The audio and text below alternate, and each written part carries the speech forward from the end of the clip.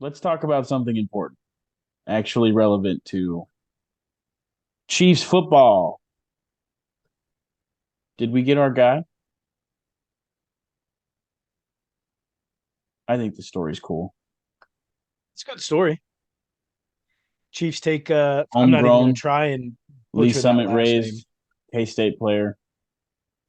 Went to Big 12 championship in his senior year, declares for the draft, goes 31 to his home team while the draft is in his hometown. That's a pretty awesome story. That is a movie. That is a 30 for 30 if I've seen one. Well, neat write up. You could E60. do yeah, you could maybe yeah. Uh, I don't know. I like the kid. I like the kid. He's got length and speed, and he knows how to bend around the edges, which is what a lot of people were calling for. A lot of Chiefs fans were calling for is somebody who knows how to bend around the edge, something that Frank Clark had not been good at in his time in Kansas City. There's a lot of people that don't like the move. I think that he's a little raw. I think he's got a little more finished product in him than Karloftis.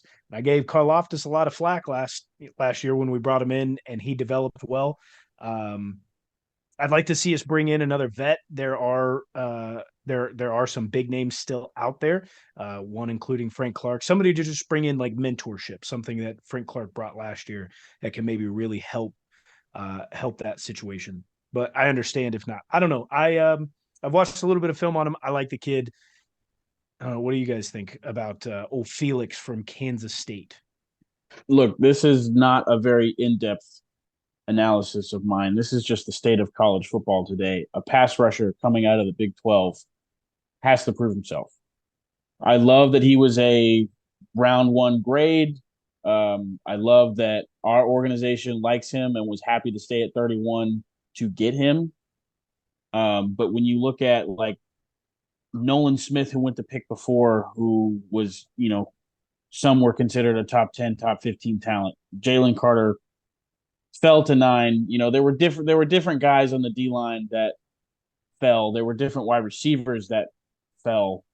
Um, we got a pass rusher out of the Big 12, and like I said, the state of college football, SEC is where the extreme competition is, and then whatever conference, the Big Ten, that Ohio State's in, you know, that that I don't know, the Big 12 has certainly fallen off in recent years. Big 12 used to dominate everything, and now the power is certainly shifted to the SEC. So pass rusher out of the Big 12 has to prove himself. So I mean, I I love the story, but as a football fan, it always comes down to I'll believe it when I see it. Yeah, I agree with you there. Big 12 guy has to prove himself. Dude has a very high motor. And to pair that up with Karlaftis over there, you got two guys on the outside with very high motors. You have Chris Jones and Omenihu hopefully bringing it in, coming up the middle. It could be a very scary pass rush that we have. It does I look like like the Ameni Hughes is prospects. going to play a lot of the interior line from what it sounds like. A lot of the insiders are talking about insiders to the Chiefs are talking about, and then bringing in that other defensive tackle Claiborne, who a lot of people on Twitter were raving about. Well, I mean, man, I think we've got some great ability there. Um, we're just going to have to keep There, developing. there's many people who think he's going to jump Derek Nottie on the depth chart pretty quickly. I wouldn't be surprised by that. We've talked about it enough. Derek Nottie didn't really produce. He was a good gap filler. He did okay in stopping the run, but we saw that he was getting snaps taken over by Colin Saunders. We saw that he was getting then he became injured, and then he was getting snaps taken by Tershawn Wharton as well. I think they brought him back just strictly for depth and not really to be a playing piece. He probably tried his options out at the free agent market and saw that he had nothing. I mean, he's a decent body to have in the room, and if we're hurting for guys, it's not a bad roster spot. But For sure. I think this is the best prospects we've had on the D line in a while. We've never had too many talented guys at once on the D line in Chiefs history, and I think this might be one of the better years. It hinges a lot on that rookie's play. If he's a day one contributor, that grade is going to be 10 times higher. But I No, like it. I I think just this saw is I just saw on Twitter recently as well, though. Like, there's still a lot of guys that are available, but the compensatory pick scheduling is about to pass up. So if we sign some of these guys later on, we don't give up a comp pick for that as well. Now, do you think we're going to be able to restructure some guys at this point and get some of those other guys that are out there, or what do you think we're just going to stick with what we have right now? Money's tight. Money's tight. And we still need to make room to bring in all of our draft picks. We've got a while before we absolutely have to worry about that. Um, uh, I think I saw something earlier that said the Chiefs had like almost 90 people under contract. it's typical. We go in with close to 90, anywhere from 92 to 95 when we go into uh, training camp or prior to training camp, whatever the OTAs, the voluntary work is. And then we go from there.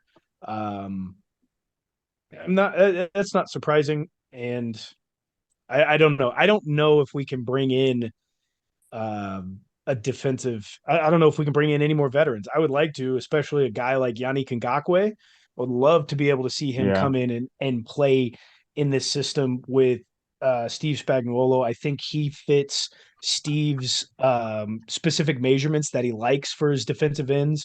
Tall, Measurements. lanky, um, fat, can be very fast and knows multiple moves to get around the edge. But money wise, I don't think we see anybody else of note come into this Kansas City Chiefs team. Maybe, like I said, maybe Frank Clark if he's willing to take a little bit, very minimal money. But I think we'll see a little break. I think it's June 5th, roughly around there, or excuse me, May 5th, roughly around there. Once the compensatory picks that you were talking about, Sean, passes that phase, and then after May 5th, we'll start seeing these guys get picked up real quickly.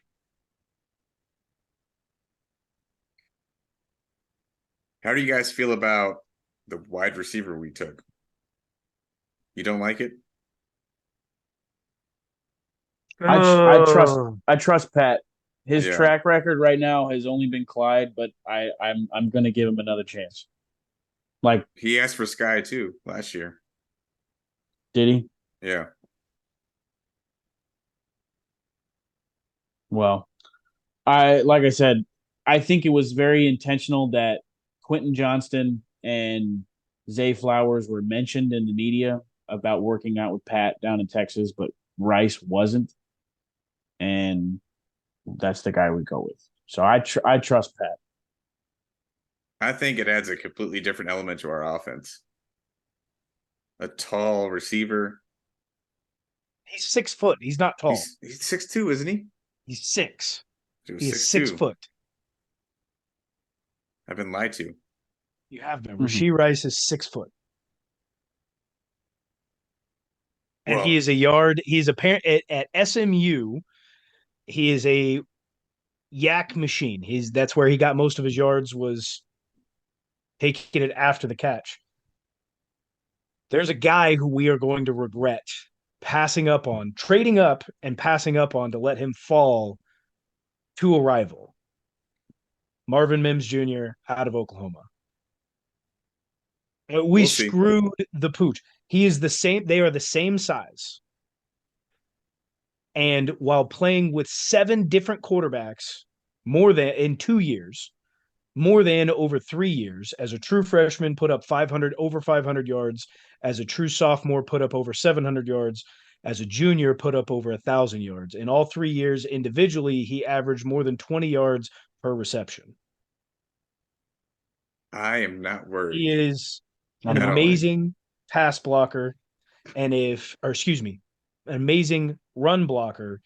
And you guys are not worried, but Nathaniel Hackett was a massive blight on that Denver Broncos franchise last year. I think he was a major reason for why Russell Wilson was as poor as he was, not including all the injuries that happened.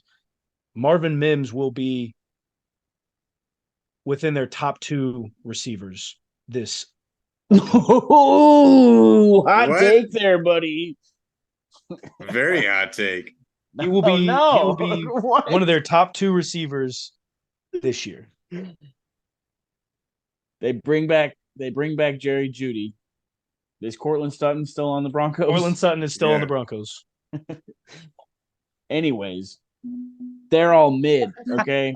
It's we're not please. That's Burn not over this one. Just because he went to Oklahoma. You may say just because he went to Oklahoma, but he has lived up to it by all film and statistics. In the Big 12, where it's a passing offense, it's an air raid league, air raid conference. And has done it against SEC Bro. schools in bowl games. anyways. What type of SEC schools? Like the bottom SEC? Even if he has more yards than Jerry Judy this year, like Jerry Judy's already kind of a bust. Like Jerry Judy was picked higher and he went to Alabama. Same Jerry Judy that torched us for 3 touchdowns in a single game with Drew Lock. I don't know about torched, but I mean, who won the game? Our Still defense is torched never us. known to be that great. Actually, it wasn't even with Drew Lock. It was with Russell Wilson, and he torched McDuffie for 3 tutties. Who won the Super Bowl last year? Why are you sitting here trying to defend the Denver Broncos? I'm not defending You've been them. hanging I'm out saying, with Mo too much. I'm just upset about the Marvin Mims pick. I would have been much happier with him over Rashee Rice. I mean, not proven. You're saying at an Oklahoma school in an air raid offense, yada yada, but then you're sticking up for a guy in Rashee Rice who went to SMU and played no one of any consequence. No one. They're not an air raid conference. They're not in anything conference. They don't play. And look at the against numbers he put up. They're fine. Senior year, 96 catches, 1,200 yards, 10 touchdowns. I think. I mean, Pat's the face of the franchise, bro. We're gonna get the weapons that he wants through the rest of his career here. I don't disagree with that. I think that's fine. You go out and you get the guy that the quarterback wants, but sometimes the GM's got to stick up for it. Okay, so since this was Pat's pick this year, if they get this and one he had wrong, Sky Moore last year, and he had Clyde the year before. If he gets this one wrong, do they say, no, Pat, we don't trust your picks anymore, we're going to push it back another round? So, like, anytime Pat wants a pick, it's always in the 3rd round now? What do you mean? Marvin Mims went like 3 picks behind Rashee. Yeah, but Marvin was not Patrick's pick. I'm Patrick saying potentially is going to be 0-3. Sky and Rashee are 2nd round. Do you think after this wrong, year they're like, no, no, Pat, we can't have your input anymore. The closest we can go is 3rd round. I think if I get your question now. I think if flops again, sorry, Pat, you work out and you play, and we tell you who you play with. We will do the scouting. Are you considering Sky Moore a flop? I don't know. I'm holding reservations. I say 0-3, but I've got to use this upcoming year as a And dude, as and a honestly, generator to for me, who I Clyde think is a very tentative miss. Like he's had games where he has multiple touchdowns with us. He's been a part of runs in the regular season that get us to where we need to be.